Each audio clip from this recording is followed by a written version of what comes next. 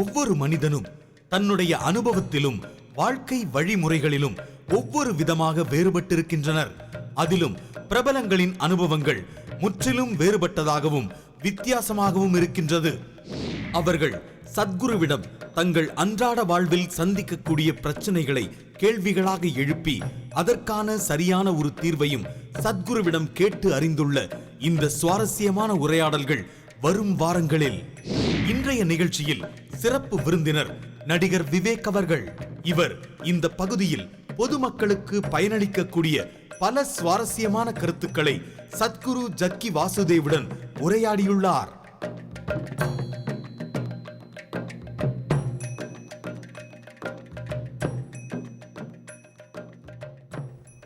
சத்குரு வணக்கம். இந்த ஈஷா மையத்தில் உங்களை இன்டர்வியூ பண்ணுற டைமில் நான் ஒரு விஷயத்தை நோட் பண்ணேன் சத்குருஜி.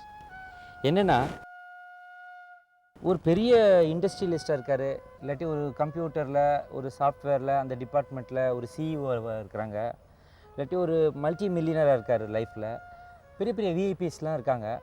ஆனால் இங்கே ரொம்ப சிம்பிளாக நமக்கு சாப்பாடு பரிமாறுறாங்க. நம்ம செருப்பு எங்கேயாவது கிடந்ததுன்னா அதை எடுத்து ஒரு ஓரமாக வைக்கிறாங்க, ஒழுங்காக அதை ஆர்டர் பண்ணுறாங்க. இங்கே சாப்பாடு பரிமாறும் பார்த்தா யாரோ ஒருத்தர் ரசம் ஊற்றுறாரு. நீங்கள் யாருன்னு கேட்டாக்கா நான் ஏதோ ஒரு பெரிய கம்பெனியில் எம்டியாக இருக்கேங்கிறாரு. உங்கள் ஒய்ஃப் எங்கன்னு பார்த்தா அதோ பாருங்கள் மோர் ஊற்றிக்கிட்டு இருக்குங்கிறார். உங்கள் குழந்தைங்க என்ன அந்த பாருங்கள் அங்கே கூட்டு பொரியல்லாம் வச்சுக்கிட்டு இருக்காங்கன்றாங்க. இது எப்படி சாத்தியம்? இந்த சிம்பிளிசிட்டி எப்படி அவங்களுக்குள்ள வந்தது? இவ்வளோ பெரிய சமுதாயத்தில் அதர்வைஸ் பெரிய விஐபிஸை நினைக்கிற பலர் இங்கே ஈஷா மையத்துக்கு வரும்போது ஒரு டவுன் டு எர்த் சிம்பிளிசிட்டிக்கு வந்துடுறாங்களே. அவங்க ஈகோலாம் எப்படி அது தொலையுது? இந்த ஆச்சரியம் எப்படி இந்த கேம்பஸில் நடக்குது? சினிமாவில் ஒரு பாத்திரம் போடுறீங்க, ஒரு சினிமாவில் ஒரு மாதிரி பாத்திரம் போட்டிங்க, அடுத்த சினிமாவில் இன்னொரு பாத்திரம் போட்டிங்க, இன்னொரு சினிமாவில் இன்னொரு பாத்திரம் போட்டிங்க. ஏதோ ஒரு பாத்திரம் போட்டிங்க, ராமாயணம் போட்டிங்கன்னு வச்சுக்கோங்க, ஹனுமான் பாத்திரம் கொடுத்தா உங்களுக்கு மேக்கப்பே போட வேண்டாம், அந்த பாத்திரம் தான் மறந்துட்டீங்க. அதுக்கப்புறம் நான் ஹனுமான் இல்லை சும்மா பாத்திரம் தான் மறந்து ரோடில் எல்லாம் அப்படியே போனால் பைத்தியம் தானே சொல்லுவாங்க. பாத்திரம் போய் பைத்தியம் ஆயிடுச்சு, பழுதாயிடுச்சு மக்களுக்கு.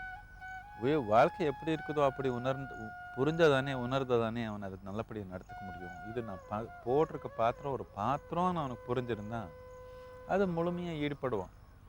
இப்போ அந்த பாத்திரம் போய் பைத்தியம் ஆயிருக்கிறதுனால எந்த ஒரு வேலை எந்த ஒரு தொழில் நம்ம நன்மைக்காக உருவாக்கணுமோ அதிலே தானே இப்போ பிளட் ப்ரெஷர் வருது, டயாபெட்டிஸ் வருது, தலையை வெடிச்சு போகிறது, எல்லாமே ஆகுது. என்னத்துக்கு அவனுக்கு? இது பாத்திரம்னு மறந்து போச்சு அவனுக்கு. இங்கே வந்தப்போ இங்கே யாருக்கு எந்த ஒரு குறிப்பிட்ட இதுன்னு இல்லை, எல்லாருக்கும் என்ன தேவையோ அதை பண்ணுறது தான். இப்போது நானே இப்போ குருவாக இங்கே இருக்கிறேன், அப்படி ஒன்றும் இல்லை. சமைக்கணுன்னா போய் சமைக்கிறது தான், கூட்டணுன்னா போய் கூட்டுறது தான். அதில் ஒன்றும் நாம் இதாக வச்சுக்கல, எனக்கு இன்னொன்றுக்குன்னு வச்சுக்கல. நம் திறமைக்கு அனுசாரமாக பல விதமான வேலை பண்ணிக்கிறோம், அது வேறு விஷயம். நீங்கள் எவ்வளோ சீனியர் ஆஃபீஸரோ எவ்வளோ மில்லியனராக இருந்தாலே இங்கே சின்ன சின்ன பசங்க பிரம்மச்சரியாக இருக்காங்க, அவர் தான் சொல்லுவாங்க என்ன நீங்கள் பண்ணணும்னு. இது உங்களுக்கு கஷ்டப்படுத்துறதுக்காக இல்லை, உங்கள் வளர்ச்சி நடக்கணும்னா நீங்கள் இந்த பாத்திரத்தில் சிக்கி பாத்திரமாக நடத்துக்காமல் பைத்தியமாக மாற்றிக்காமல் இருந்தால் தான் நாம் பாதிப்பு இல்லாமல் வாழ்க்கையை வாழ முடியும். சூரியன்லேருந்து வந்த ஒரு பிட்டு தான் பூமி, பூமியிலேருந்து போன ஒரு பிட்டு தான் நிலா. இந்த நிலாவுக்கும் பூமிக்கும் அப்படி என்ன ஒரு ஈர்ப்பு? நிலா எப்படி உங்களுக்கு நெருக்கமாக இருக்குது சத்குருஜி?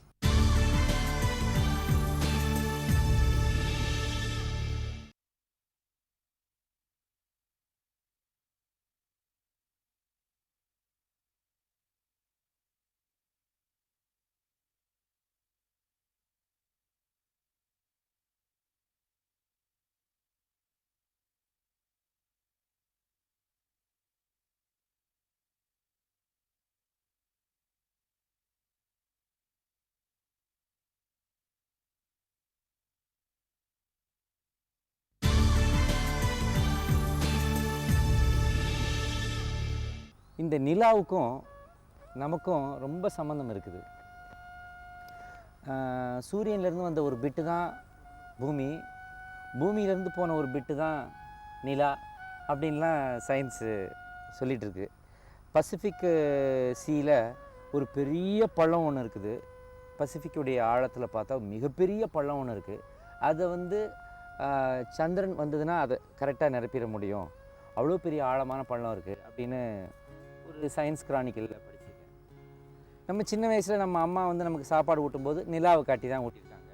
அது மட்டும் இல்லை, நம்முடைய மதத்தில் சிவன் வந்து அந்த நிலாவில் ஒரு பிறையை தலையில் வச்சுருக்காரு. அதே பிறையை வந்து இஸ்லாமியர்கள் ரம்ஜான் கொண்டாடுறதுக்கு பிறை பார்த்து தான் கொண்டாடுறாங்க. நட்சத்திரங்களும் இது மற்ற கோள்களும் தான் அப்போஸ்தலர்களுக்கு வந்து ஜீசஸ் கிரைஸ்ட் பிறந்த இடத்த காட்டுச்சுன்னு சொல்கிறாங்க. இந்த நிலாவுக்கும் பூமிக்கும் அப்படி என்ன ஒரு ஈர்ப்பு? நிலா எப்படி உங்களுக்கு நெருக்கமாக இருக்குது சத்குருஜி? 28,000 இயர்ஸ்க்கு அப்புறம் மூன் இருக்காதுன்னு சொல்கிறாங்க. அது கொஞ்சம் கொஞ்சமாக தூரமாக போயிருக்குது.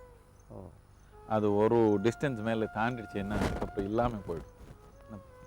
பூமியோடைய ஈர்ப்பு பிடிச்சிக்க முடியாது, அதுக்கப்புறம் போயிட்டு வருது. நிலாவுடைய பொசிஷனால் அந்த நாள் அந்த இருக்கிற பொசிஷனால் கொஞ்சம் ஈர்ப்பு மேல் நோக்கி இருக்குது. இது இருக்கிறதுனால நம்ம ரத்தத்து ஓட்டம் நம்ம மூளையில் கொஞ்சம் அதிகமாக நடக்குது. நீங்கள் ரொம்ப அமைதியாக இருந்தால் அந்த நாள் ரொம்ப அமைதியாகிடுவீங்க. தியானத்து தன்மையில் இருந்தால் அந்த நாள் தியானத்துக்கு ரொம்ப நல்லா இருக்குது. பைத்தியமாக இருந்தால் பைத்தியம் ரொம்ப அதிகமாக இருக்குது. காதல் இருந்தால் காதல் அதிகமாக இருக்குது. எதே இருந்தாலும் கொஞ்சம் அதிகமாகிடுச்சு. என்னதுக்குன்னா சர்க்குலேஷனு கொஞ்சம் ஹெவியாக நடக்குது. கடலே பைத்தியம் பிடிச்ச மாதிரி ஆடுது அந்த நாள் இல்லையா? ஆமாம். ஏன்னா அதுக்குன்னு ஈர்ப்பு மேலே கொஞ்சம் அதிகமாக இருக்கு. It is pulling us up. என்ன சொல்கிறீங்க? மேலே ஈர்க்குது. மேலே ஈர்க்குது. இதனால நம்ம ரத்தத்தில் கொஞ்சம் நம்ம மூளை பகுதியில் கொஞ்சம் அதிகமாக ஓடுது.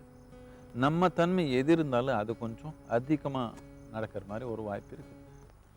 இது புரிஞ்சு தான் நாம் யோக கலாச்சாரத்தில் எல்லா கலாச்சாரத்துலையும் ஒரு விதமாக இல்லை இன்னொரு விதமாக இது உபயோகப்படுத்துங்க. ஆனால் யோக கலாச்சாரத்தில் ரொம்ப ஆழமாக இது உணர்ந்து பல விதமான பயிற்சி வச்சுருக்குறோம். அந்த நாளுக்கு அந்த நாளுக்கு மனிதன் அந்த தன்மை அந்த ஈர்ப்பு அந்த மேலே ஈர்க்கிற ஒரு நோக்கம் இருக்கிறதுனால ஒரு சூழ்நிலை இருக்கிறதுனால இயற்கையிலேயே அது உபயோகப்படுத்துறதுக்கு பல விதமான பயிற்சி நாம் வச்சுருக்கோம். இப்போ எங்கேயோ தியானலிங்க கோயில் நீங்கள் பார்த்தீங்கன்னா இந்த 2 நாள் நைட்டு 1 மணி வரைக்கும் ஓப்பனாக இருக்கும். பௌர்ணமி நாள் பெண்கள் மட்டும்தான், அமாவாசை நாள் ஆண்கள் மட்டும்தான் இருக்கும். இந்த பௌர்ணமி நாள் பெண் தன்மைன்றது கொஞ்சம் அதிகப்படும், ஒரு மென்மை என்று அதிகப்படும். அமாவாசை நாடு ஒரு ஆண் தன்மைன்றது ஒரு தீவிரமான ஒரு தன்மை அதிகப்படும். இதுக்கு சம்மந்தப்பட்ட மாதிரி அதுக்கு ஒத்து ஒரு மாதிரி பயிற்சி இருக்குது யோகத்தில். எனக்கு நிலாக்கு என்ன சம்பந்தம்?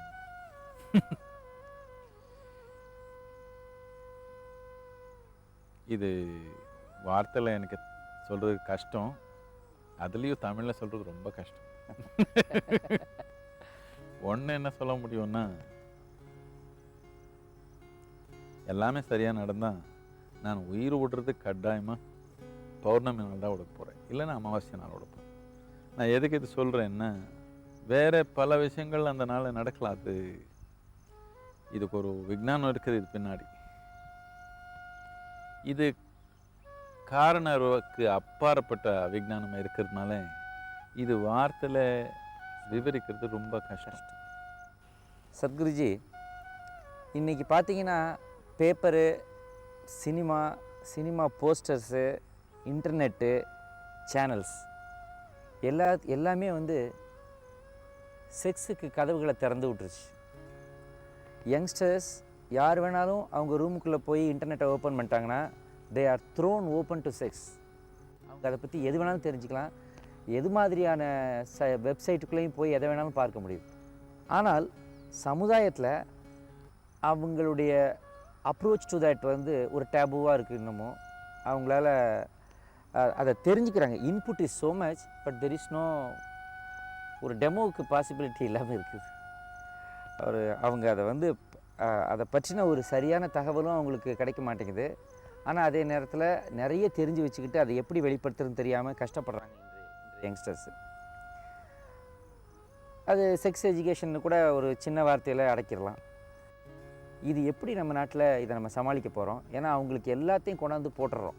அவங்க எல்லாத்தையும் படிக்கிறாங்க, தெரிஞ்சுக்கிறாங்க. பட் அதனால் அவங்க மனசு எவ்வளோ தூரம் குழம்புதா, இல்லாட்டி அவங்க ஒரு தெளிந்த நிலையை அடைகிறாங்களா, இல்லாட்டி அவங்களுடைய அப்ரோச் அதை பற்றி எப்படி இருக்குது, அவங்களுடைய கன்ஃபியூஷன்ஸ் ஏதாவது இருந்ததுன்னா அது எப்படி தீர்க்கிறது? நாம் சமூக சூழ்நிலையில் ஒரு விதமான சமூகத்திலேருந்து இன்னொரு விதமான சமூக நிலைக்கு போகிறதுக்கு இது டிரான்சிஷன் ஸ்டேட். இந்த டிரான்சிஷன் எப்போவுமே பாதிப்பு தான். நம்ம சமூகம் முதல்லேருந்து எப்படி இருந்தால் அப்படி போயிருந்தா சாமானியமாக ஒரு பொண்ணு 14 வயசு ஆயிடுச்சுன்னா கல்யாணம் வழக்கு, பசங்களுக்கு யூஸ்வலி 17, 18, 19 ஆயிடுச்சுன்னா கல்யாணம். இதனால் அவருக்கு அந்த ஒரு உடலில் இருக்கிற ஒரு ஆர்வம் ரொம்ப சுலபமாக அதில் முடிஞ்சு போச்சு.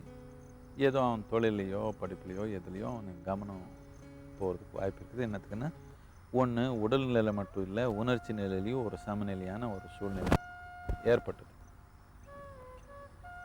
இது இப்போது முடியாது. என்னத்துக்கா, படிக்கிறதே 24, 25 வயசு வரைக்கும் படிக்கிறாங்க. அதுக்கப்புறம் வேலை தேடி அங்கே இங்கே சுற்றி எல்லாம் பண்ணுறதுக்கும் 30 வயசு ஆகுது சாமானியம். 25 கீழே கல்யாணம் பண்ணிக்கிறது ரொம்ப குறைஞ்சி போச்சு. இதனால் எந்த ஒரு வயதில் அவருக்கு ரொம்ப இந்த ஆர்வங்கள் அதிகமாக இருக்குதோ அந்த வயதில் அதுக்கு ஒரு தடையாக இருக்குது. இந்த இன்டர்நெட்டில் எல்லாமே இந்த போர்னோகிராஃபி, வயலன்ஸு எல்லாமே அளவில்லாத அளவுக்கு திணிக்கிறாங்க எல்லார் மேலே. இதெல்லாம் பார்த்து இது செக்ஸ் பற்றி இல்லை, இது இயற்கையாக இருக்கிற உடலில் இருக்கிற ஒரு ஆர்வத்தை பற்றி இல்லை. இது ஒரு மாதிரி பைத்தியம். இந்த பைத்தியம் இளைஞருக்கு பிடிச்சிடுச்சுன்னா அவர் எதுலேயும் கவனம் கொடுக்க முடியாது. அந்த மாதிரி ஒரு மனநிலை வந்துடும் அவருக்கு. இது செக்ஸ் எஜுகேஷன் எல்லாம் இது சொல்ல முடியாது. இன்டர்நெட்டில் அவரை பார்க்குறது ஏதோ இருக்கிறது, இது செக்ஸ் எஜுகேஷன் சொல்ல முடியாது. இதெல்லாம் ஒரு மனநிலை அசிங்கமாக போயிடும். மனிதனை இன்னொரு மனிதனை மதிக்கிற மாதிரி இல்லாமல் ஆகிடும். எல்லாத்துக்கும் முக்கியமாக ஒரு பெண்ணை மதிக்கிற மாதிரியே இருக்காது. எந்த ஒரு சமூகத்தில் பெண் தன்மை மதிக்க மாட்டோமோ அந்த ஒரு சமூகத்துக்கு ஒரு வளர்ச்சி கிடையாது, வளர்ச்சியே வரதுக்கு வாய்ப்பு இல்லை. ஒரு ஏழை விவசாயி குடும்பத்தில் ஒரு பெண் குழந்தை பிறந்துச்சுன்னா உடனே அதுக்கு கள்ளிப்பாலையோ அரளிப்பாலையோ இல்லாட்டி பச்சை நெல்லுடைய கூர்முனையவோ கொடுத்து அதை கொண்டுடுறாங்க. இதை பற்றியெல்லாம் நீங்கள் என்ன நினைக்கிறீங்க?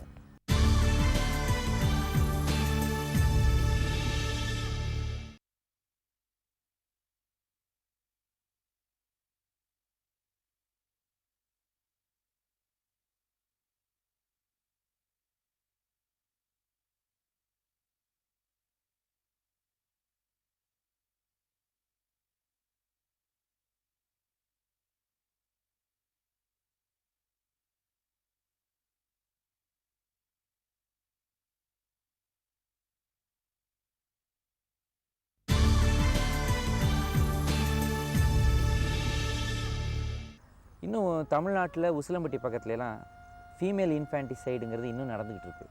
ஒரு ஏழை விவசாயி குடும்பத்தில் ஒரு பெண் குழந்தை பிறந்துச்சுன்னா அந்த குடும்பத்துக்கு அது சங்கடம் ஆரம்பிச்சிருச்சு அப்படின்னு சொல்லி உடனே அதுக்கு கள்ளிப்பாலையோ அரளிப்பாலையோ இல்லாட்டி பச்சை நெல்லுடைய கூர்முனையவோ கொடுத்து அதை கொண்டுடுறாங்க. இதை பற்றியெல்லாம் நீங்கள் என்ன நினைக்கிறீங்க? பெண் குழந்தைன்னா ஏதோ ஒரு பெரிய கஷ்டம்னு என்னத்துக்கு உணர்ந்தாங்க. சமூக சூழ்நிலை இந்த டவுரி கொடுக்கணும், சொத்து இருக்கிறதெல்லாம் யாருக்கோ கொடுக்கணும், இந்த மாதிரி ஒரு கவலை இருக்கிறதுனால ஒன்று இதுக்கு எல்லாமே பொருளாதாரமே காரணம் இருக்கலாம். அடிப்படையாக பொருளாதாரம் தான் காரணம்னு நான் நினைக்கிறேன்.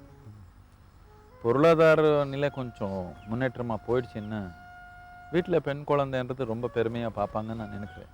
இப்போ பொருளாதாரம் இல்லாமல் ரொம்ப ஏழைத்தனமாக இருக்கிறதுனால அவர் எது சிந்திக்க முடியல.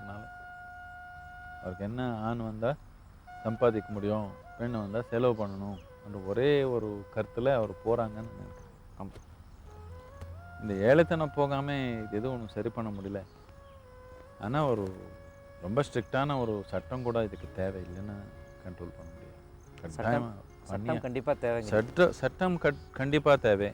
ஆனால் பொருளாதார முன்னேற்றம் நடந்தால் இதெல்லாம் தானாகவே போயிடும்னு நான் நினைக்கிறேன்.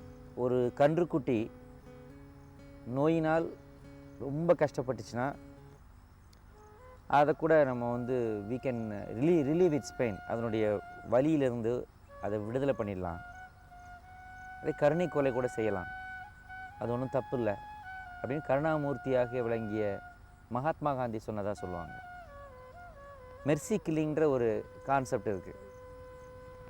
ஃபாரினில் வந்து ரொம்ப நாளாக கோமாவில் இருக்கிற ஒருத்தரை வந்து அவங்க சைடில் இருந்தே சரி என்னை முடிச்சிடுங்க அப்படின்ற மாதிரி கெஞ்சுற மாதிரி, இல்லாட்டி ஒரு கிரானிக் பேஷண்ட் வந்து ஹி வாண்ட்ஸ் டு டை, நான் இந்த உலகத்தில் வாழ விரும்பலை, என்னை கொன்னுடுங்க அப்படின்னு டாக்டர்கிட்ட அப்பீல் பண்ணுறாங்க. இதை பற்றியெல்லாம் நீங்கள் என்ன நினைக்கிறீங்க? இந்த கருணை கொலை என்றது இது வேற, அது வேற விஷயம். இந்த கருணை கொலை என்றது இந்த வெளிநாட்டில் எல்லாமே ரொம்ப முக்கியமானது. என்னத்துக்குன்னா அவர் சாகவே விடமாட்டாங்க. இந்த டெக்னாலஜி ரொம்ப அட்வான்ஸ் ஆயிடுச்சு, என்னமோ ஒன்று பண்ணி இழுத்தே இருப்பாங்க. எப்போ இந்த உடல் உயிர் what do you say, when the body is no more ready to house the life, the body should go down. ஒரு மனிதனுக்கு மரணம் பயம் எதுக்கு? முதல் மரணம்னு என்ன? மரணம், இந்த சாவுன்றதை பற்றி உங்களுக்கு எது தெரியல. பலவிதமான கற்பனை இருக்கலாம், பலவிதமான போதனை நீங்கள் கேட்டிருக்கலாம். ஆனால் அடுத்த க்ஷணத்தில் உங்களுக்கு சாவுன்றது உங்கள் முன்னாடி வந்தால் அதை பற்றி உங்களுக்கு எது தெரியல. எல்லாத்த பற்றியும் இல்லாத கற்பனை எல்லாமே பண்ணி வச்சுருக்கீங்க. ஆனால் மரணத்தை பற்றி அடுத்தது என்னன்னு தெரியல. அதுக்கப்புறம் ஒரு பெரிய இருட்டாக இருக்கிற மாதிரி இருக்குது. இது நாம் இருக்கிற அனுபவத்திலேருந்து பார்க்கலாம். மரணம்னு என்ன? நீங்கள் பிறந்த நாள்லேருந்து இது வரைக்கும் இந்த அளவுக்கு உடல் வளர்த்துருக்குறீங்க. இந்த உடல் எப்படி வளர்ந்தது?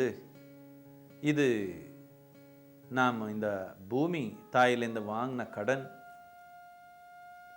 நீங்கள் கடன் வாங்கிட்டீங்கன்னு வச்சுக்கோங்க, பேங்க்கில் போய் கடன் வாங்கிட்டீங்க, 1 கோடி ரூபாய் வாங்கிட்டீங்க.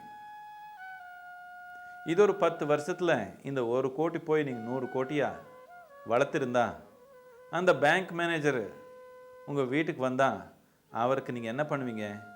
நல்லா வரவேற்பு வச்சு அவர் அந்த லோனை திரும்பி கொடுத்துடுங்கன்னு சொன்னால் ஆனந்தமாக கொடுக்குறீங்களா இல்லையா? கட்டாயமாக கொடுப்பீங்க.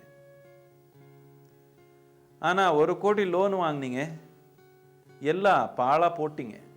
நீங்கள் வாங்கின கடன் எல்லாமே நீங்கள் வீணாக போகிற மாதிரி பண்ணியிருந்தா, கடன் கொடுத்தவங்க வந்தாலே உங்களுக்கு பயம்தானே? ஸோ சாவை பற்றி என்னத்துக்கு பயம் வந்துருச்சுன்னா, மனிதன் தன்மை என்றது முழுமையான நிலைக்கு கொண்டு வராமல் இருக்கிறதுனால, இதோடைய மனிதன் தன்மை என்றது எந்தெந்த வாய்ப்புடைய வந்திருக்குதோ அது முழுமையாக உணராதனாலே, அந்த உயர்ந்த நிலை எடையாதனாலே, அந்த கடன் திரும்பி கொடுக்குற நேரம் வந்தப்போ ஒரே பயம் வருது. கடன் வாங்கி வீணா போட்டவனுக்கு கடன்கார வந்தால் ஒரே பயம்தானே? அதே விதம்தான் சாவு பற்றி பயம். இந்த வாழ்க்கை முழுமையாக உபயோகப்படுத்து. இந்த மனிதன் தன்மைன்றது, இந்த எல்லை இல்லாத இந்த தன்மைன்றது நீங்கள் உணர்ந்திருந்தா, அந்த உச்சத்துக்கு நாம் போய் பார்த்துருந்தா, கடன் திரும்பி கொடுக்குற நேரம் வந்தப்போ நமக்கு எந்த பிரச்சனையும் இருக்காது. பிரத்தியொரு மனிதன் அவன் வாழ்க்கையில் அவனுடைய உச்சம் என்னன்றது உணர்ந்து போனாதான் அவனை சாவு பற்றி எந்த ஒரு பயம் இல்லாமல் அவனுங்க வாழ்கிறதுக்கு வாய்ப்பு இருக்குது. சாவு பற்றி எப்போ பயம் இருக்குதோ, இது சாவுன்றது ஒரு தனி நிலை இல்லை. நீங்கள் பிறந்தப்போவே சாவுன்ற செயல் ஆரம்பிச்சிடுச்சு. அப்போவே முதலாவது படி எடுத்துருச்சு சாவும். கடைசி படி எப்போ எடுக்க போகுதுன்ற மட்டும்தான் கேள்வி. நான் இப்போ இருக்கிறேன்னு சொல்ல முடியும், இல்லை சாவு நோக்கி நடந்திருக்கிறேன்னு சொல்ல முடியும். நீங்கள் என்னென்னமோ கற்பனை பண்ணிக்கலாம் உங்கள் வாழ்க்கையில், உங்கள் மனநிலையில் எதேதோ நினச்சிக்கலாம். ஆனால் உங்கள் உடல் கவனித்து பாருங்கள், அது நேராக உங்கள் கல்லறைக்கு தான் போயிருக்குது. அதுக்கு வேற ஒன்றும் தெரியல. பிறந்தது இவ்வளோ சேர்த்துனீங்க, இது நேராக கல்லறைக்கு தான் போகுது. இப்போ எப்படி இருந்தாலும் அங்கே தான் போகுது. கடன் வாங்கினீங்க, அது திரும்பி கொடுத்தே ஆகணும். ஒரு அணு கூட நீங்கள் வச்சுக்க முடியாது. அதுக்கு வட்டி இல்லைனாலும் வாங்கின கடன் கட்டாயமாக நீங்கள் திரும்பி கொடுத்தே ஆகணும். இது முழுமையாக உபயோகப்படுத்தி ஒரு உச்சமான நிலைக்கு வந்திருந்தா ஆனந்தமாக கொடுப்பீங்க, இல்லைன்னா ரொம்ப பதற்றத்தோட போராட்டத்தோட போவீங்க. அடுத்த வாரம் நாம் காணவிருக்கும் சிறப்பு விருந்தினர் நடிகரும் இயக்குனருமான சேரன். ஒரு தனி மனிதனா, ஒரு ஆன்ம பலத்தோட, ஆன்மாவோட, அந்த உயிரோட, சோலோட இந்த இடத்துக்கு வந்த நீங்கள், உங்களால் எப்படி இவ்வளவு சொந்தங்களை உருவாக்க முடிஞ்சுச்சு?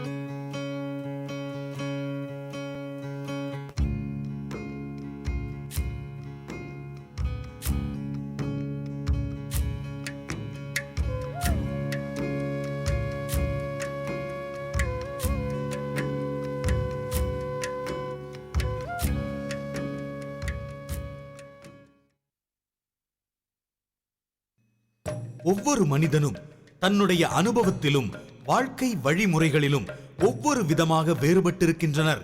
அதிலும் பிரபலங்களின் அனுபவங்கள் முற்றிலும் வேறுபட்டதாகவும் வித்தியாசமாகவும் இருக்கின்றது. அவர்கள் சத்குருவிடம் தங்கள் அன்றாட வாழ்வில் சந்திக்கக்கூடிய பிரச்சனைகளை கேள்விகளாக எழுப்பி அதற்கான சரியான ஒரு தீர்வையும் சத்குருவிடம் கேட்டு அறிந்துள்ள இந்த சுவாரஸ்யமான உரையாடல்கள் வரும் வாரங்களில். இன்றைய நிகழ்ச்சியில் சிறப்பு விருந்தினர் நடிகர் விவேக் அவர்கள். இவர் இந்த பகுதியில் பொதுமக்களுக்கு பயனளிக்கக்கூடிய பல சுவாரஸ்யமான கருத்துக்களை சத்குரு ஜக்கி வாசுதேவுடன் உரையாடியுள்ளார்.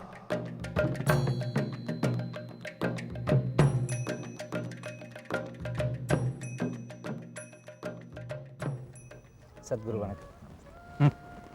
இந்த ஈஷா மையத்தில் வந்து உங்களை இன்டர்வியூ பண்ணுற டைமில் நான் ஒரு விஷயத்தை நோட் பண்ணேன் சத்குருஜி. என்னென்னா, ஒரு பெரிய இண்டஸ்ட்ரியலிஸ்டாக இருக்கார், இல்லாட்டி ஒரு கம்ப்யூட்டரில் ஒரு சாஃப்ட்வேரில் அந்த டிபார்ட்மெண்ட்டில் ஒரு சிஇஓ இருக்கிறாங்க, இல்லாட்டி ஒரு மல்டி மில்லியனராக இருக்கார் லைஃப்பில், பெரிய பெரிய விஐபிஸ்லாம் இருக்காங்க. ஆனால் இங்கே வந்து ரொம்ப சிம்பிளாக வந்து நமக்கு சாப்பாடு பரிமாறுறாங்க. நம்ம செருப்பு எங்கேயாவது கிடந்ததுன்னா அதை எடுத்து ஒரு ஓரமாக வைக்கிறாங்க, ஒழுங்காக அதை ஆர்டர் பண்ணுறாங்க. இங்கே சாப்பாடு பரிமாறும் பார்த்தா யாரோ ஒருத்தர் வந்து ரசம் ஊற்றுறாரு. நீங்கள் யாருன்னு கேட்டாக்கா நான் ஏதோ ஒரு பெரிய கம்பெனியில் எம்டியாக இருக்கேங்கிறாரு. உங்கள் ஒய்ஃப் எங்கன்னு பார்த்தா அதோ பாருங்கள் மோர் ஊற்றிக்கிட்டு இருக்குங்கிறார். உங்கள் குழந்தைங்க என்ன அந்த பாருங்கள் அங்கே கூட்டு பொரியல்லாம் வச்சுக்கிட்டு இருக்காங்கன்றாங்க. இது எப்படி சாத்தியம்? இந்த சிம்பிளிசிட்டி எப்படி அவங்களுக்குள்ள வந்தது? இவ்வளோ பெரிய சமுதாயத்தில் அதர்வைஸ் பெரிய விஐபிஸை நினைக்கிற பலர் இங்கே ஈஷா மையத்துக்கு வரும்போது ஒரு டவுன் டு எர்த் சிம்பிளிசிட்டிக்கு வந்துடுறாங்களே, அவங்க ஈகோலாம் எப்படி அது தொலையுது? இந்த ஆச்சரியம் எப்படி இந்த கேம்பஸில் நடக்குது? சினிமாவில் ஒரு பாத்திரம் போடுறீங்க, ஒரு சினிமாவில் ஒரு மாதிரி பாத்திரம் போட்டிங்க, அடுத்த சினிமாவில் இன்னொரு பாத்திரம் போட்டிங்க, இன்னொரு சினிமாவில் இன்னொரு பாத்திரம் போட்டிங்க, ஏதோ ஒரு பாத்திரம் போட்டிங்க, ராமாயணம் போட்டிங்கன்னு வச்சுக்கோங்க, அனுமான் பாத்திரம் கொடுத்தா உங்களுக்கு மேக்கப்பே போட வேண்டாம். அந்த பாத்திரம் தான். மறந்துட்டீங்க அதுக்கப்புறம். நான் அனுமான் இல்லை, சும்மா பாத்திரம் தான் மறந்து ரோட்ல எல்லாம் அப்படியே போனால் பைத்தியம் தானே சொல்லுவாங்க. பாத்திரம் போய் பைத்தியம் ஆயிடுச்சு, பழுதாயிடுச்சு மக்களுக்கு. வாழ்க்கை எப்படி இருக்குதோ அப்படி புரிஞ்சதானே உணர்ந்ததானே அவன் அதுக்கு நல்லபடியாக நடத்துக்க முடியும். இது நான் போட்டிருக்க பாத்திரம் ஒரு பாத்திரம்னு அவனுக்கு புரிஞ்சிருந்தா அது முழுமையாக ஈடுபடுவான். இப்போ அந்த பாத்திரம் போய் பைத்தியம் ஆயிருக்கிறதுனால எந்த ஒரு வேலை, எந்த ஒரு தொழில் நம்ம நன்மைக்காக உருவாக்கணுமோ அதிலே தானே இப்போ பிளட் ப்ரெஷர் வருது, டயாபெட்டிஸ் வருது, தலையை வெடிச்சு போகிறது, எல்லாமே ஆகுது. என்னத்துக்கு அவனுக்கு? இது பாத்திரம்னு மறந்து போச்சு அவனுக்கு. இங்கே வந்தப்போ இங்கே யாருக்கு எந்த ஒரு குறிப்பிட்ட இதுன்னு இல்லை, எல்லாருக்கும் என்ன தேவையோ அதை பண்ணுறது தான். இப்போது நானே இப்போ குருவாக இங்கே இருக்கிறேன், அப்படி ஒன்றும் இல்லை. சமைக்கணுன்னா போய் சமைக்கிறது தான், கூட்டணுன்னா போய் கூட்டுறது தான். அதில் ஒன்றும் நம்ம இதாக வச்சுக்கல, இது எனக்கு இன்னொன்றுக்குன்னு வச்சுக்கல. நம் திறமைக்கு அனுசாரமாக பல விதமான வேலை பண்ணிக்கிறோம், அது வேறு விஷயம். நீங்கள் எவ்வளோ சீனியர் ஆஃபீஸரோ எவ்வளோ மில்லியனராக இருந்தாலும் இங்கே சின்ன சின்ன பசங்க பிரம்மச்சரியாக இருக்காங்க, அவர் தான் வந்து சொல்லுவாங்க என்ன நீங்கள் பண்ணணும்னு. இது உங்களுக்கு கஷ்டப்படுத்துறதுக்காக இல்லை, உங்கள் வளர்ச்சி நடக்கணும்னா நீங்கள் இந்த பாத்திரத்தில் சிக்கி பாத்திரமாக நடத்துக்காமல் பைத்தியமாக மாற்றுக்காமல் இருந்தால் தான் நாம் பாதிப்பு இல்லாமல் வாழ்க்கையை வாழ முடியும். சூரியன்லேருந்து வந்த ஒரு பிட்டு தான் பூமி, பூமியிலேருந்து போன ஒரு பிட்டு தான் நிலா. இந்த நிலாவுக்கும் பூமிக்கும் அப்படி என்ன ஒரு ஈர்ப்பு? நிலா எப்படி உங்களுக்கு நெருக்கமாக இருக்குது சத்குருஜி?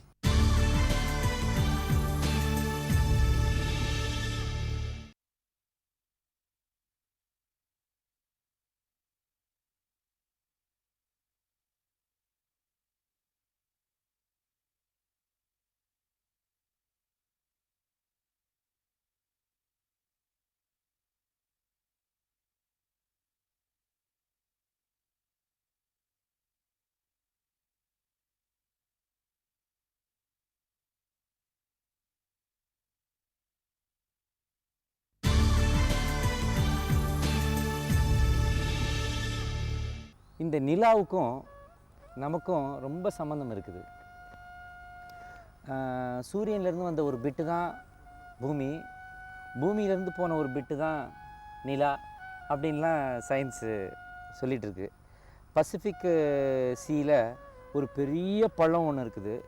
பசிபிக்குடைய ஆழத்தில் பார்த்தா மிகப்பெரிய பள்ளம் ஒன்று இருக்குது. அதை சந்திரன் வந்ததுன்னா அதை கரெக்டாக நிரப்பிட முடியும், அவ்வளோ பெரிய ஆழமான பள்ளம் இருக்குது அப்படின்னு ஒரு சயின்ஸ் கிரானிக்கலில் படிச்சிருக்கேன். நம்ம சின்ன வயசில் நம்ம அம்மா நமக்கு சாப்பாடு ஊட்டும்போது நிலாவை காட்டி தான் ஊட்டியிருக்காங்க. அது மட்டும் இல்லை, நம்முடைய மதத்தில் சிவன் அந்த நிலாவில் ஒரு பிறையை தலையில் வச்சுருக்காரு. அதே பிறையை இஸ்லாமியர்கள் ரம்ஜான் கொண்டாடுறதுக்கு பிறை பார்த்து தான் கொண்டாடுறாங்க. நட்சத்திரங்களும் இது மற்ற கோள்களும் தான் அப்போஸ்தலர்களுக்கு ஜீசஸ் கிரைஸ்ட் பிறந்த இடத்த காட்டுச்சுன்னு சொல்கிறாங்க. இந்த நிலாவுக்கும் பூமிக்கும் அப்படி என்ன ஒரு ஈர்ப்பு? நிலா எப்படி உங்களுக்கு நெருக்கமாக இருக்குது சத்குருஜி? 28,000 இயர்ஸ்க்கு அப்புறம் மூன் இருக்காதுன்னு சொல்கிறாங்க. அது கொஞ்சம் கொஞ்சமாக தூரமாக போயிருக்குது. அது ஒரு டிஸ்டன்ஸ் மேலே தாண்டிடுச்சுன்னா அதுக்கப்புறம் இல்லாமல் போயிடும். பூமியோடைய ஈர்ப்பு பிடிச்சிக்க முடியாது, அதுக்கப்புறம் போயிட்டு வருது. நிலாவுடைய பொசிஷனால் அந்த இருக்கிற பொசிஷனால் கொஞ்சம் ஈர்ப்பு மேல் நோக்கி இருக்குது. இது இருக்கிறதுனால நம்ம ரத்தத்து ஓட்டம் நம்ம மூளையில் கொஞ்சம் அதிகமாக நடக்குது. நீங்கள் ரொம்ப அமைதியாக இருந்தால் அந்த நாள் ரொம்ப அமைதியாகிடும். தியானத்து தன்மையில் இருந்தால் அந்த நாள் தியானத்துக்கு ரொம்ப நல்லா இருக்குது. பைத்தியமாக இருந்தால் பைத்தியம் ரொம்ப அதிகமாக இருக்குது. காதல் இருந்தால் காதல் அதிகமாக இருக்குது. எதே இருந்தாலும் கொஞ்சம் அதிகமாகிடுச்சு. என்னதுக்குன்னா சர்க்குலேஷனு கொஞ்சம் ஹெவியாக நடக்குது. கடலே பைத்தியம் பிடிச்ச மாதிரி ஆடுது அந்த நாள் இல்லையா? ஆமாம். ஏன்னா அதுக்குன்னு ஈர்ப்பு மேலே கொஞ்சம் அதிகமாக இருக்கு. It is pulling us up. என்ன சொல்கிறீங்க? மேலே ஈர்க்குது. மேலே ஈர்க்குது. இதனால நம்ம ரத்தத்தில் கொஞ்சம் நம்ம மூளை பகுதியில் கொஞ்சம் அதிகமாக ஓடுது. நம்ம தன்மை எது இருந்தாலும் அது கொஞ்சம் அதிகமாக நடக்கிற மாதிரி ஒரு வாய்ப்பு இருக்குது. இது புரிஞ்சு தான் நாம் யோக கலாச்சாரத்தில் எல்லா கலாச்சாரத்துலையும் ஒரு விதமாக இல்லை இன்னொரு விதமாக இது உபயோகப்படுத்துங்க. ஆனால் யோக கலாச்சாரத்தில் ரொம்ப ஆழமாக இது உணர்ந்து பல விதமான பயிற்சி வச்சுருக்குறோம். அந்த நாளுக்கு அந்த நாளுக்கு மனிதன் அந்த தன்மை, அந்த ஈர்ப்பு, அந்த மேலே ஈர்க்கிற ஒரு நோக்கம் இருக்கிறதுனால, ஒரு சூழ்நிலை இருக்கிறதுனால இயற்கையிலேயே அது உபயோகப்படுத்துறதுக்கு பல விதமான பயிற்சி நாம் வச்சுருக்கோம். இப்போ எங்கேயோ தியானலிங்க கோயில் நீங்கள் பார்த்தீங்கன்னா இந்த 2 நாள் நைட்டு 1 மணி வரைக்கும் ஓப்பனாக இருக்கும். பௌர்ணமி நாள் பெண்கள் மட்டும்தான், அமாவாசை நாள் ஆண்கள் மட்டும்தான் இப்படி இருக்கும். இந்த பௌர்ணமி நாள் பெண் தன்மைன்றது கொஞ்சம் அதிகப்படும், ஒரு மென்மை என்று அதிகப்படும். அமாவாசை நாடு ஒரு ஆண் தன்மைன்றது ஒரு தீவிரமான ஒரு தன்மை அதிகப்படும். இதுக்கு சம்மந்தப்பட்ட மாதிரி அதுக்கு ஒத்து ஒரு மாதிரி பயிற்சி இருக்குது யோகத்தில். எனக்கு நிலாக்கு என்ன சம்பந்தம்?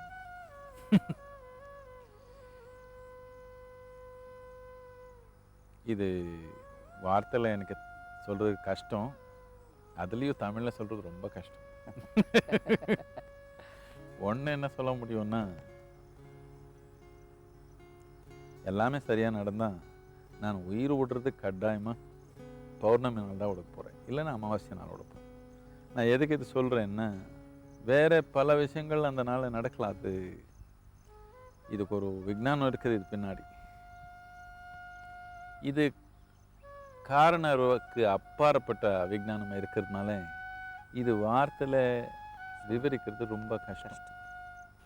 சத்குருஜி, இன்றைக்கி பார்த்தீங்கன்னா paper, cinema posters, internet channels எல்லாமே வந்து செக்ஸுக்கு கதவுகளை திறந்து விட்டுருச்சு. யங்ஸ்டர்ஸ் யார் வேணாலும் அவங்க ரூமுக்குள்ளே போய் இன்டர்நெட்டை ஓப்பன் பண்ணிட்டாங்கன்னா they are thrown open to checks. அவங்க அதை பற்றி எது வேணாலும் தெரிஞ்சுக்கலாம், எது மாதிரியான வெப்சைட்டுக்குள்ளேயும் போய் எதை வேணாலும் பார்க்க முடியும். ஆனால் சமுதாயத்தில் அவங்களுடைய அப்ரோச் டு தட் வந்து ஒரு டேபுவாக இருக்குது. இன்னமும் அவங்களால அதை தெரிஞ்சுக்கிறாங்க. Input is so much, but there is no ஒரு டெமோவுக்கு பாசிபிலிட்டி இல்லாமல் இருக்குது. அவங்க அதை வந்து அதை பற்றின ஒரு சரியான தகவலும் அவங்களுக்கு கிடைக்க மாட்டேங்குது. ஆனால் அதே நேரத்தில் நிறைய தெரிஞ்சு வச்சுக்கிட்டு அதை எப்படி வெளிப்படுத்துறதுன்னு தெரியாமல் கஷ்டப்படுறாங்க இன்றைய யங்ஸ்டர்ஸு. அது செக்ஸ் எஜுகேஷன் கூட ஒரு சின்ன வார்த்தையில் அடைக்கிடலாம். இது எப்படி நம்ம நாட்டில் இதை நம்ம சமாளிக்க போகிறோம்? ஏன்னா அவங்களுக்கு எல்லாத்தையும் கொண்டாந்து போட்டுடுறோம், அவங்க எல்லாத்தையும் படிக்கிறாங்க, தெரிஞ்சுக்கிறாங்க. பட் அதனால் அவங்க மனசு எவ்வளோ தூரம் குழம்புதா, இல்லாட்டி அவங்க ஒரு தெளிந்த நிலையை அடைகிறாங்களா, இல்லாட்டி அவங்களுடைய அப்ரோச் அதை பற்றி எப்படி இருக்குது, அவங்களுடைய கன்ஃபியூஷன்ஸ் ஏதாவது இருந்ததுன்னா அதை எப்படி தீர்க்கிறது? நாம் சமூக சூழ்நிலையில் ஒரு விதமான சமூகத்திலேருந்து இன்னொரு விதமான சமூக நிலைக்கு போகிறதுக்கு இது டிரான்சிஷன் ஸ்டேட். இந்த டிரான்சிஷன் எப்பவுமே பாதிப்பு தான். நம்ம சமூகம் முதல்லேருந்து எப்படி இருந்தால் அப்படி போயிருந்தால் சாமானியமாக ஒரு பொண்ணு 14 வயசு ஆயிடுச்சுன்னா கல்யாணம் வழக்கு, பசங்களுக்கு யூஸ்வலி 17, 18, 19 ஆயிடுச்சுன்னா கல்யாணம். இதனால் அவருக்கு அந்த ஒரு உடலில் இருக்கிற ஒரு ஆர்வம் ரொம்ப சுலபமாக அதில் முடிஞ்சு போச்சு. ஏதோ அவன் தொழிலையோ படிப்புலையோ எதுலேயோ அவனுக்கு கவனம் போகிறதுக்கு வாய்ப்பு இருக்குது. என்னத்துக்குன்னா, ஒன்று உடல்நிலை மட்டும் இல்லை, உணர்ச்சி நிலையிலையும் ஒரு சமநிலையான ஒரு சூழ்நிலை ஏற்பட்டது. இது இப்போது முடியாது. என்னத்துக்கா, படிக்கிறதே 24, 25 வயசு வரைக்கும் படிக்கிறாங்க. அதுக்கப்புறம் வேலை தேடி அங்கே இங்கே சுற்றி எல்லாம் பண்ணுறதுக்கும் 30 வயசு ஆகுது சாமானியம். 25 கீழே கல்யாணம் பண்ணிக்கிறது ரொம்ப குறைஞ்சி போச்சு. இதனால எந்த ஒரு வயதில் அவருக்கு ரொம்ப இந்த ஆர்வங்கள் அதிகமாக இருக்குதோ அந்த வயதில் அதுக்கு ஒரு தடையாக இருக்குது.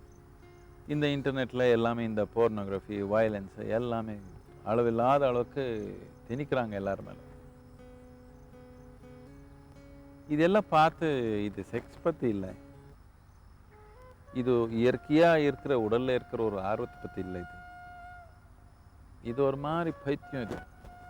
இந்த பைத்தியம் இளைஞருக்கு பிடிச்சிடுச்சுன்னா அவர் எதுலேயும் கவனம் கொடுக்க முடியாது, அந்த மாதிரி ஒரு மனநிலை வந்துடும் அவருக்கு. இது செக்ஸ் எஜுகேஷன் எல்லாம் இது சொல்ல முடியாது. இன்டர்நெட்டில் அவரை பார்க்குறது ஏதோ இருக்கிறது, இது செக்ஸ் எஜுகேஷன் சொல்ல முடியாது. இதெல்லாம் ஒரு மனநிலை அசிங்கமாக போயிடும். மனிதன் இன்னொரு மனிதன் மதிக்கிற மாதிரி இல்லாமல் ஆகிடும். எல்லாத்துக்கும் முக்கியமாக ஒரு பெண்ணை மதிக்கிற மாதிரியே இருக்காது.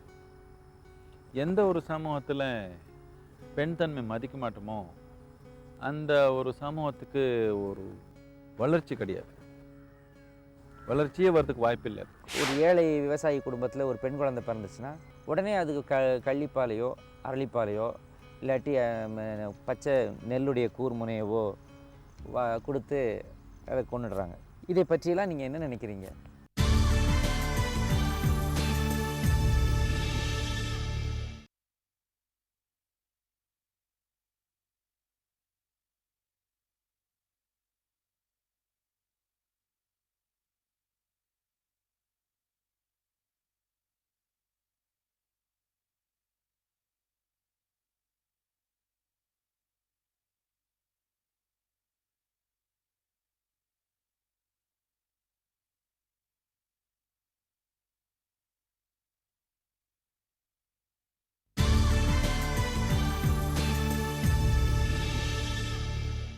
இன்னும் தமிழ்நாட்டில் உசிலம்பட்டி பக்கத்துலலாம் ஃபீமேல் இன்ஃபேன்டிசைடுங்கிறது இன்னும் நடந்துக்கிட்டு இருக்குது.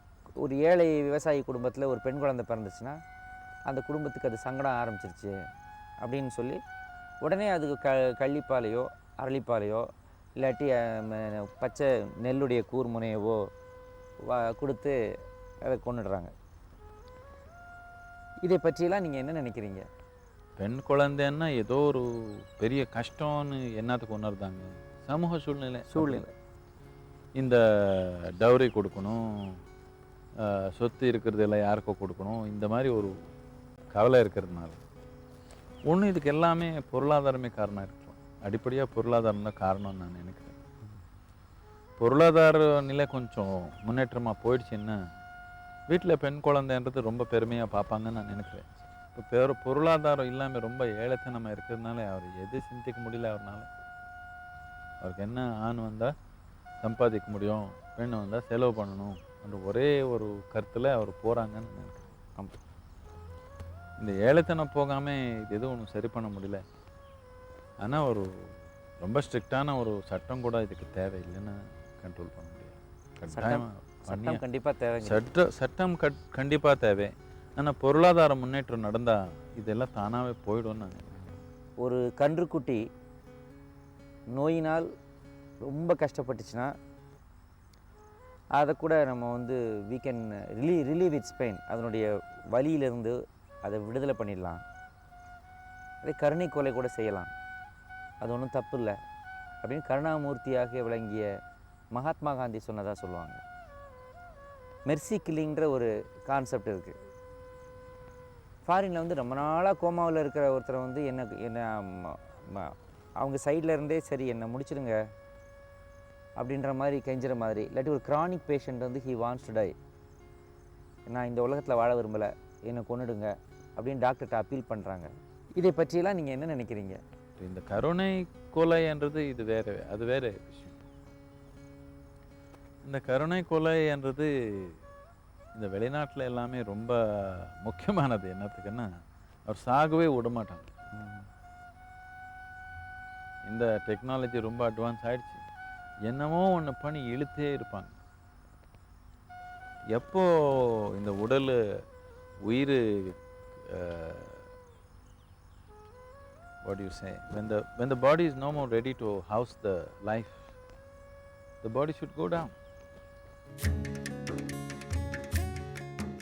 ஒரு மனிதனுக்கு மரணம் பயம் எதுக்கு? முதல் மரணம்னு என்ன?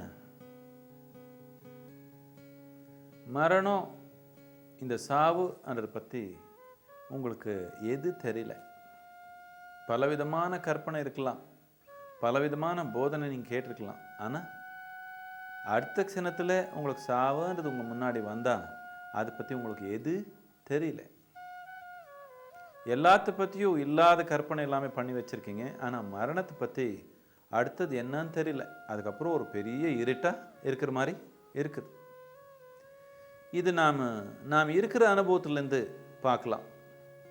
மரணம்னா என்ன? நீங்கள் பிறந்த நாள்லேருந்து இது வரைக்கும் இந்த அளவுக்கு உடல் வளர்த்துருக்குறீங்க. இந்த உடல் எப்படி வளர்ந்தது? இது நாம் இந்த பூமி தாயிலேருந்து வாங்கின கடன். நீங்கள் கடன் வாங்கிட்டீங்கன்னு வச்சுக்கோங்க. பேங்க்கில் போய் கடன் வாங்கிட்டீங்க, 1 கோடி ரூபாய் வாங்கிட்டீங்க. இது ஒரு 10 வருஷத்தில் இந்த 1 கோடி போய் நீங்கள் 100 கோடியா வளர்த்துருந்தா, அந்த பேங்க் மேனேஜர் உங்கள் வீட்டுக்கு வந்தால் அவருக்கு நீங்கள் என்ன பண்ணுவீங்க? நல்லா வரவேற்பு வச்சு அவர் அந்த லோனை திரும்பி கொடுத்துடுங்கன்னு சொன்னால் ஆனந்தமாக கொடுக்குறீங்களா இல்லையா? கட்டாயமாக கொடுப்பீங்க. ஆனால் 1 கோடி லோன் வாங்கினீங்க, எல்லாம் பாழாக போட்டிங்க. நீங்கள் வாங்கின கடன் எல்லாமே நீங்கள் வீணாக போகிற மாதிரி பண்ணியிருந்தா, கடன் கொடுத்தவங்க வந்தாலே உங்களுக்கு பயம்தானே? ஸோ சாவு பற்றி என்னத்துக்கு பயம் வந்துடுச்சுன்னா, மனிதன் தன்மைன்றது முழுமையான நிலைக்கு கொண்டு வராமல் இருக்கிறதுனால, இதோடைய மனிதன் தன்மைன்றது எந்தெந்த வாய்ப்புடைய வந்திருக்குதோ அது முழுமையாக உணராதனால, அந்த உயர்ந்த நிலை எடையாதனால, அந்த கடன் திரும்பி கொடுக்குற நேரம் வந்தப்போ ஒரே பயம் வருது. கடன் வாங்கி வீணா போட்டவனுக்கு கடன்கார வந்தால் ஒரே பயம்தானே? அதே விதம்தான் சாவு பற்றி பயம். இந்த வாழ்க்கை முழுமையாக உபயோகப்படுத்து. இந்த மனிதன் தன்மைன்றது, இந்த எல்லை இல்லாத இந்த தன்மைன்றது நீங்கள் உணர்ந்திருந்தா, அந்த உச்சத்துக்கு நாம் போய் பார்த்துருந்தா, கடன் திரும்பி கொடுக்குற நேரம் வந்தப்போ நமக்கு எந்த பிரச்சனையும் இருக்காது. பிரத்தியொரு மனிதன் அவன் வாழ்க்கையில் அவனுடைய உச்சம் என்னன்றது உணர்ந்து போனாதான் அவனு சாவு பற்றி எந்த ஒரு பயம் இல்லாமல் அவனுங்க வாழ்கிறதுக்கு வாய்ப்பு இருக்குது. சாவு பற்றி எப்போ பயம் இருக்குதோ, இது சாவுன்றது ஒரு தனி நிலை இல்லை. நீங்கள் பிறந்தப்போவே சாவுன்ற செயல் ஆரம்பிச்சிடுச்சு. அப்போவே முதலாவது படி எடுத்துருச்சு சாவும். கடைசி படி எப்போ எடுக்க போகுதுன்ற மட்டும்தான் கேள்வி. நான் இப்போ இருக்கிறேன்னு சொல்ல முடியும், இல்லை சாவு நோக்கி நடந்திருக்கிறேன்னு சொல்ல முடியும். நீங்கள் என்னென்னமோ கற்பனை பண்ணிக்கலாம் உங்கள் வாழ்க்கையில், உங்கள் மனநிலையில் எதேதோ நினச்சிக்கலாம். ஆனால் உங்கள் உடல் கவனித்து பாருங்கள், அது நேராக உங்கள் கல்லறைக்கு தான் போயிருக்குது. அதுக்கு வேற ஒன்றும் தெரியல. பிறந்தது இவ்வளோ சேர்த்துனீங்க, இது நேராக கல்லறைக்கு தான் போகுது. இப்போ எப்படி இருந்தாலும் அங்கே தான் போகுது. கடன் வாங்கினீங்க, அது திரும்பி கொடுத்தே ஆகணும். ஒரு அணு கூட நீங்கள் வச்சுக்க முடியாது. அதுக்கு வட்டி இல்லைனாலும் வாங்கின கடன் கட்டாயமாக நீங்கள் திரும்பி கொடுத்தே ஆகணும். இது முழுமையாக உபயோகப்படுத்தி ஒரு உச்சமான நிலைக்கு வந்திருந்தா ஆனந்தமாக கொடுப்பீங்க. இல்லைன்னா ரொம்ப பதற்றத்தோட போராட்டத்தோட போவீங்க. அடுத்த வாரம் நாம் காணவிருக்கும் சிறப்பு விருந்தினர் நடிகரும் இயக்குனருமான சேரன். ஒரு தனி மனிதனா, ஒரு ஆன்ம பலத்தோட, ஆன்மாவோட அந்த உயிரோட சோலோட இந்த இடத்துக்கு வந்த நீங்கள், உங்களால் எப்படி இவ்வளோ சொந்தங்களை உருவாக்க முடிஞ்சிச்சு?